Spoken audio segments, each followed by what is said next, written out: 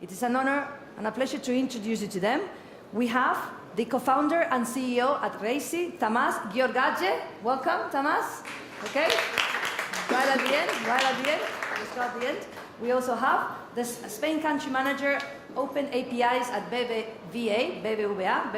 He is, of course, Raúl Lucas. Thank you, Raúl. Welcome. We have the managing director at Circle. She is Marieke Flament. Welcome, Marieke. We have the founder and at Fintonic, Lupina Iturriaga, of course. Lupina, welcome. Lupina, sit down over there because I think, yeah, okay, we're going to leave. And our super top moderator. She's so good that you've already seen her today, but we asked her to come back. Then there she is, a fintech advisory consultant, Tara Kemley Jones. Welcome, Tara. Do you need a Coke? Okay, thank you, everybody. Okay, thank you, and nice to see you all again. I've got a very different, very exciting panel here, and I'm introducing in alphabetical order. So I'm going to reintroduce Lupina again, Iturriaga, who I think many of you know. Fintonic has been extremely successful here in Spain, with 400,000 users already, after very few years of operation, and now moving into Chile. And I asked all the panel beforehand just to give me a little bit of background on why, they were doing what they were doing.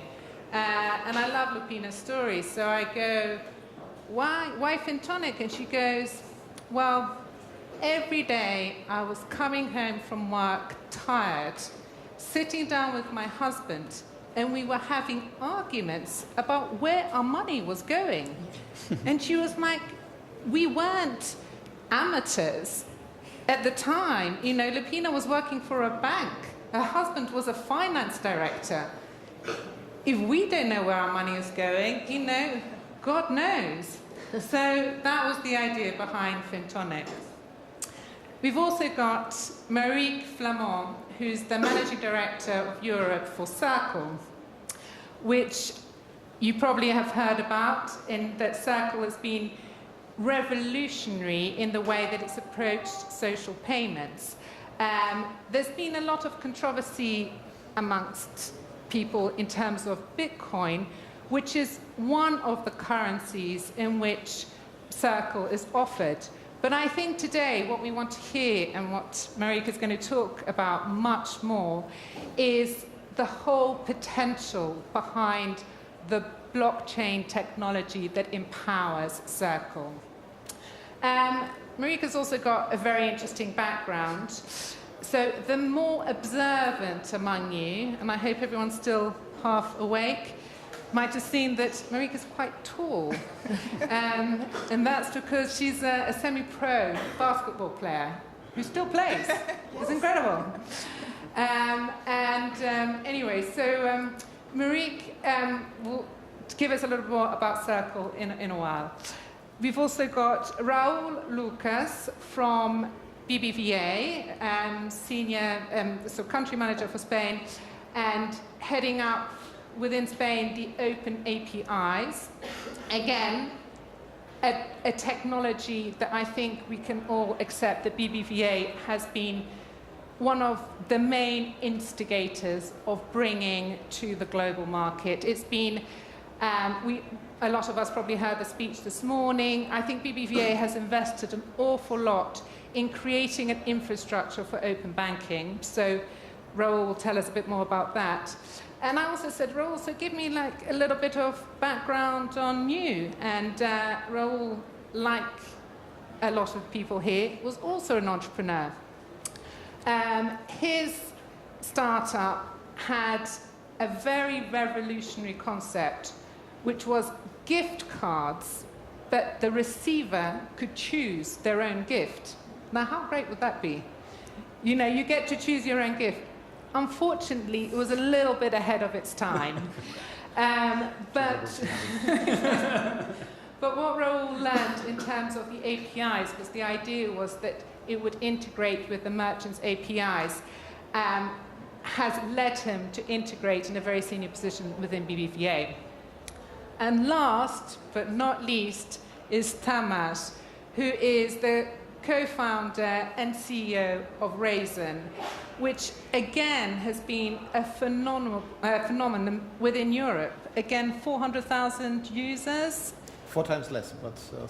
100,000 users, but 4 billion euros in the equivalent of assets under management. So, sorry, one little small number. But again, it's a European marketplace because it's started in Germany, and has now expanded into 4 countries, and it's on a roll. Basically, it's established within Europe. And I have to say that one of my favorite stories came from Tamaz, who was the first person I spoke to just by coincidence. And I said, so Tamaz, tell me something about yourself. And he said, well, I left school at 12. I'm 12. I'm like, what did he start at 12? And is that even legal? And he said, no, don't worry. I'm a Wunderkind. Tamaz is a child prodigy. That's why he left school at 12. He'd finished school. All done. So they didn't let him into university until he was 15, sort of parental guidance. Anyway, he says he had a very X-rated youth. We won't go into details. And then joined McKinsey for 9 years, which doesn't sound very X-rated to me, but we never know, and has gone on to found Raisin. So now maybe in sort of reverse order of introductions, I'm going to start with Tamaz and ask him, what's so disruptive, revolutionary about Raisin? Yeah, so I think with Raisin we actually, at least in Europe, pioneered what is right now very much in vogue, so to offer the clients marketplace product access. I think when we launched really 5 years ago, it was BV was not there still with open APIs, and we didn't talk about APIs, we talked about integration, so let's integrate. And since then we integrated in total around 40 banks until now, and give a customer a single access point to all types of savings products and across Europe. So we're actually available in all European countries. So the revolutionary part is it's a hard way to integrate because there is no standard. So we established our standard for savings products and then to launch the product market over market, because although people think that Europe is a common market, in reality it's not. So it's been a very, very hard journey till now. I think it will be next 5 years will be another hard journey, but the market is quite restrictive and quite protective in how far you can go in terms of market access to the European countries. So both integration of the banks and the use case of single access, plus rolling the product out in Europe has been a challenge, and has been, I think, it's a good customer solution. Good. Because Lupina, you as well have been facing a lot similar challenges, obviously more in Spain, not on a European basis. But what do you think was so different about Fintonic? What was the customer offering that was so different? Well, I believe Fintonic is the first and unique finance optimizer, so it helps you to better understand your money, to better manage the money. So Fintonic tells you everything. We are really a data company that happens to be in the finance system, so we help the users to understand their incomes, their outgoings. We help them, of course, with alerts that the banks, of course, or other entities don't give them, which entity charges them more, how many fees, commissions that they've been charged. For example, Fintonic told me when you have a wrong charge, and Fintonic told me, Lupina, you have a 2,000 charge of fertility clinic. I said, come on, I have 3 kids, that's not for me. So Fintonic advises you of everything, but also, and that's, I think, is more revolutionary, it tells you your credit score, how sexy you are for the banks, and what you have to do to be better, if you want to improve, what you have to do. And from there, of course, in Fintonic, that's what you have to do in a daily basis.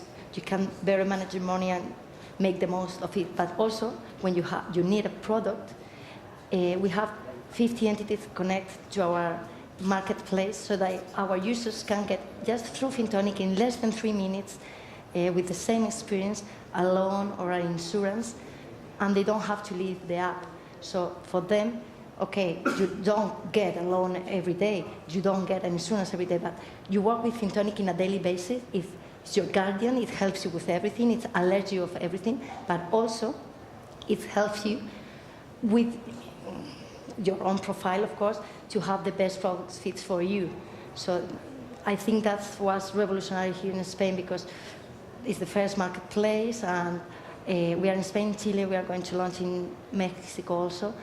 And well, no one, we have a huge crisis here, and the people didn't know how many fees they were charged, or when their insurance was due to renew. That's very important because it's only once a year. So Fintonic tells you when it's going to happen that day, so you have time to change or not. So. Okay, so Raul, you've got people like Fintonic emerging around you, soon Raisin emerging around you. How are open APIs at BBVA going to help manage personal finances? We are seeing that the Open API initiative is the glue that consolidates all the ecosystem. What we are seeing in BBVA is that we are seeing popping around a lot of new products and a lot of new initiatives, very powerful, that are getting enormous traction in the market, and that are providing services for the customers in some niches much better than the banks are doing.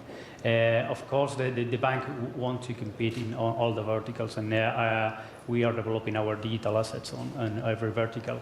But at the same time, we think that the collaboration is needed, and that the only way in which both players will be surviving is collaborating. So on doing that, we have developed an Open API program in which we are opening to collaboration with all the fintech ecosystem, but also with the rest of the industry. Our believing is that the customer on the future is not going to be only on their online banking app or on the online banking or website or on Fintonic. They are going to be needing financial services in Amazon or in Google or in Facebook or in other kind of applications that are not naturally financed. Right okay. Marie, basically the concept behind Circle is a very revolutionary approach to technology. So how's that helping? Yeah, I couldn't listen to the previous panel, which was on blockchain, but I can assure you if there is someone really doing stuff with blockchain, it's probably Circle, no matter what the banks really say. So what's really revolutionary about Circle is two things. One, we do consumer apps, and so one of our consumer apps is Circle Pay. It does social payment. That in itself is revolutionary. It's sending money like you would send an SMS or an email. It's making it that simple, completely free, transparent, and very, very easy. But the way we do that is actually using a lot of blockchain technology. And one of probably the best kept secret in the industry is that Circle actually is one of the largest crypto trading desks in the world, if not the largest crypto trading desk in the world. Last month alone, we've done 2 billion of transactions. We help liquidate between fiat currency and cryptocurrencies. And we're also helping create the entire ecosystem, because beyond APIs, actually the world is going to move beyond that. What we need is an open protocol for moving money. And that's where the belief of Circle is in those open source protocols to actually make that. So to the question, what's the most innovative thing, is actually, we think banking of the future is not just the bank as you know it, it's not just a better UX, it's a fundamental change in behavior and how people want to interact with their finance. And we also think that there is definitely a need for new protocols for actually moving money and making that possible. Okay, so you've heard me before, so I'm afraid there is a little bit of repetition. So the last panel I said, where do you see the industry in 5 years' time? Which is almost a short-term horizon. Here with this panel, because we're sort of seeing different approaches to technology, we've got blockchain, we've got APIs. Lupina when we discussed the part, she said, one of the big things about innovation as well is organization, is how you organize your offering to the clients. And what Tamaz was saying is, in terms of Raisin, is making a product that's very available and very easily accessible. Now, I'm saying, take the world forwards 15, 20 years. Okay, so there's been a huge revolution in how we perceive financial services. Who are the winners and the losers? Tamaz. Oh, that's a hard question. I think the winners are the radical ones. So the people who really throw away from what they've learned and do it in a radical way and see the customer value add and customer proposition what is as a guiding principle for them. So we have a lot of discussions with banks whether they want to use our product and integrate our product. And there you can really notice who are the people trying to protect the 80s, 90s of branch economics and protected environment, and who are the people who are radical enough to say, that's the best product, I just integrate. I don't need to make hook offers to fool my clients, to pretend I'm paying a good interest rate, to do it on a very specific client base. I just integrate your product, and then I have this product line filled up with the best product selection. So I think people who go radical and who say I don't have to be proprietary in all products, I don't have to pretend that I have a best solution, because it cannot be that I have all the best solutions there, are the ones who are going to win, and the ones who hopelessly try to save the past world and to do everything in a vertically integrated way are the losers, because that will not survive. Customers are smart enough to find this out. Okay, here's a challenge, so I'm afraid I'm going to Raoul. Those who would like to keep the world in a vertically integrated world will not survive. Definitely.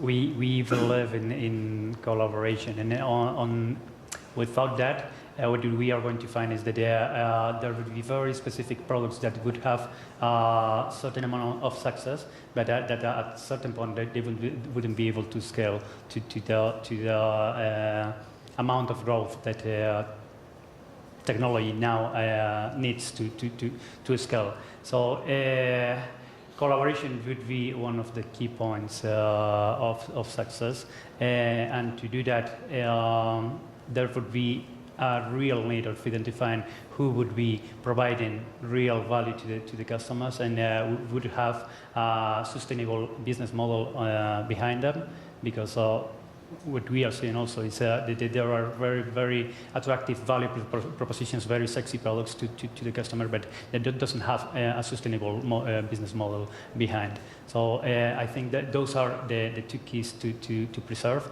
and I foresee three kinds of main players that would be successful fintechs, that wouldn't be all that we are seeing right now. There will be a few banks, and there will be the GAFAs. Okay, because I got a bit of the impression this morning from your chairman that a lot of fintechs will run out of funding. So, but that happened with with the whole startup ecosystem, fintech or not fintech. Totally agreed. I mean, we're going forward 15 years, so this should be a good domain, because you actually basically you code on top of Ethereum, don't you? Yeah, we do. And I think if we go 15 years, today we're probably living what the internet was, back in 2000 or even before that. And when we were thinking, oh my God, is the internet really going to be a thing? Are people going to buy online? Yeah. And I mean, who's not buying online today, right? So I think today we're looking at it and we're thinking, blockchain, is this really going to happen? There's a lot of closed projects, open projects. 15 years from now, it will be just completely obvious. And actually, why not 15 years from now? You can send money from Circle to WeChat, and it's completely interoperable. The same way you send an email from Gmail to Yahoo, and that works. And you're not thinking, I cannot send, I need to send a letter. 15 years from now, you can probably just, with your phone, do literally anything, maybe with a fingerprint, actually do completely anything.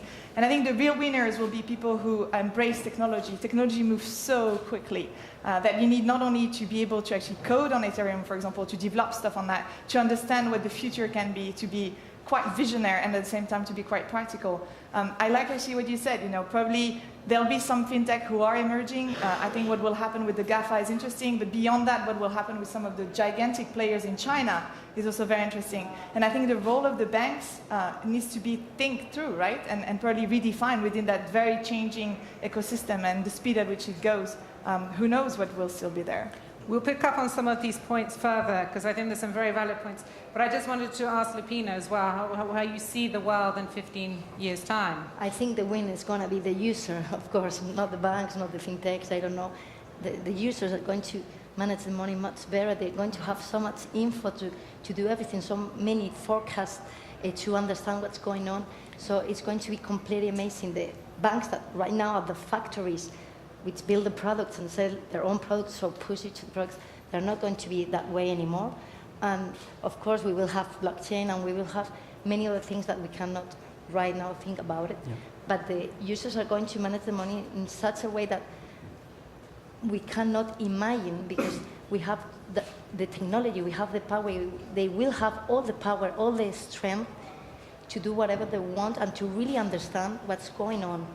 Well, I think the case here is already quite strong. I hope that you all agree in that it looks like the user, the customer, is going to be a winner. You know, you've got Circle here where social payments are trending down to 0.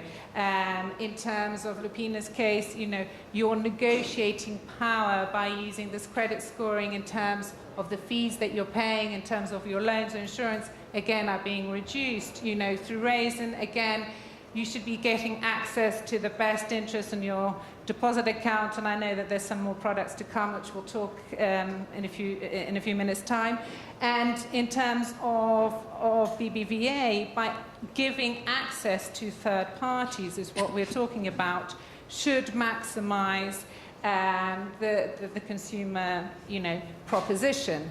I'm now going to take it from the other side, which you probably get from all your shareholders, which is to talk a bit about what the revenue models are going to look like. You know, if all these wonderful customer propositions are trending down to 0, it's great for us, the customer, but how are you going to survive? How are you going to make money? So maybe in sort of reverse order, I'll start with Marique in terms of what does this mean in terms of revenue? Yeah, I think it's an interesting perspective, and I love it in particular when you know, large banks say that, you know, all fintech does is actually live with VC funds. We're actually able to do amazing project with like a quarter of the money or a tenth of the money that you need in the bank to actually do some sort of small projects. So yes, Circle has raised 140 million from people like Goldman Sachs and CICC and Baidu and other investors. But beyond that, and I think you're right, all models, a lot of models are going to go to 0. So for example, if you take sending and receiving money, why are we even paying? Like we were paying for SMS, we don't pay to send anything on WhatsApp. So it's just going to go to that. So it's forcing us to reinvent a world where money will have to come from a different place. Now, also, if you imagine that with technology, you can do things much, much more efficiently. So not only is the blockchain faster and cheaper, but it's also more secure. So rather than having, you know, money that just gets lost in translation, well, if you don't lose that money, your cost of operating are more efficient. So I think it's going to be on both ends, that actually new players don't necessarily need to have the same levels of margins that had to be taken before, because there is no branch, because there is no infrastructure that is actually not efficient. And because with 100 people and a couple of laptops, we can do really amazing things and have, for example, serve the millions of customers that we have today. So I think it's both on both ends that it will definitely play. But new business models are definitely going to emerge. Okay, so I mean, here you're basically saying that technology is going to reduce the cost base. Absolutely. And that's going to translate straight through to the customer. Tamaz, what? Yeah, it's a good question. So I think when we founded, we thought that we need a revenue model, and I think we were right. Your investors might be happy. So the investors are sometimes unhappy because they want to invest more, and there is not too much to invest additionally. So we've kept our capital need at the lower end, I would say. So what is our role in the macro view? Our role is to give access both to banks and to customers. So it's a two-sided marketplace. And we see ourselves as a much cheaper way for banks with a variable cost to push their products throughout Europe.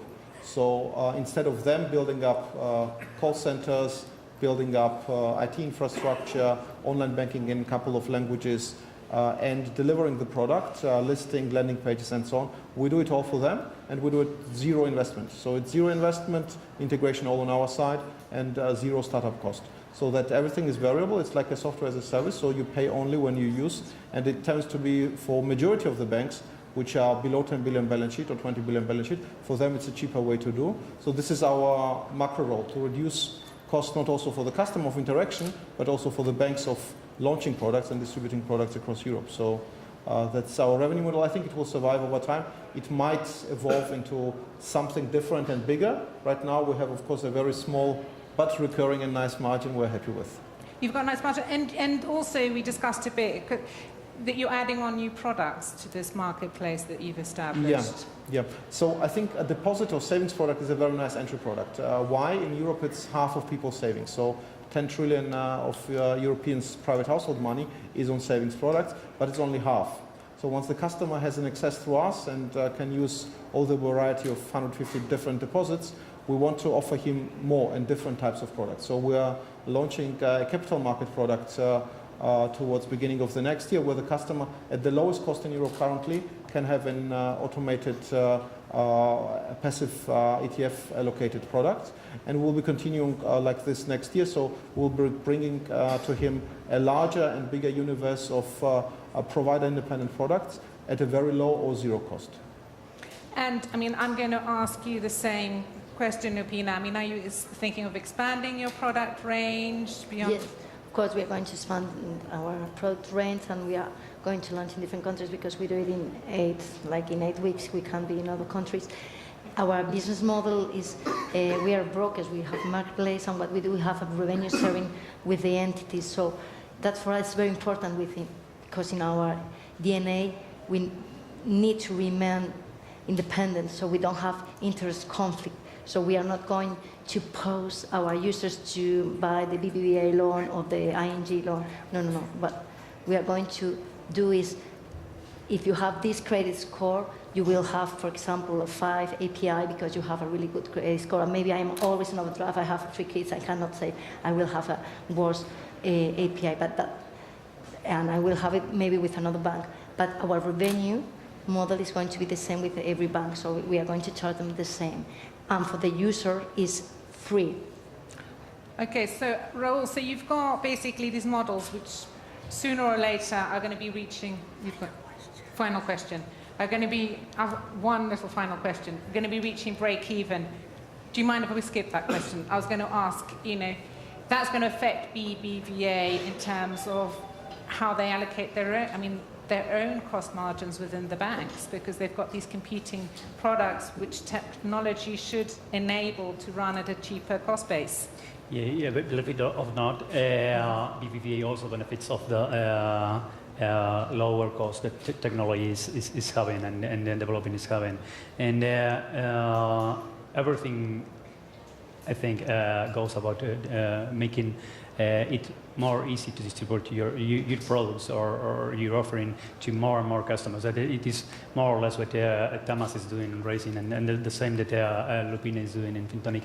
And that is going to be also the approach of BBVA. If you have heard today's speech from our chairman, he talked about foreseeing a future in which BBVA doesn't offer their products anymore, but they give the best advisory possible on the best product for the customer, and then that product can come from any of these guys or any other player in the industry.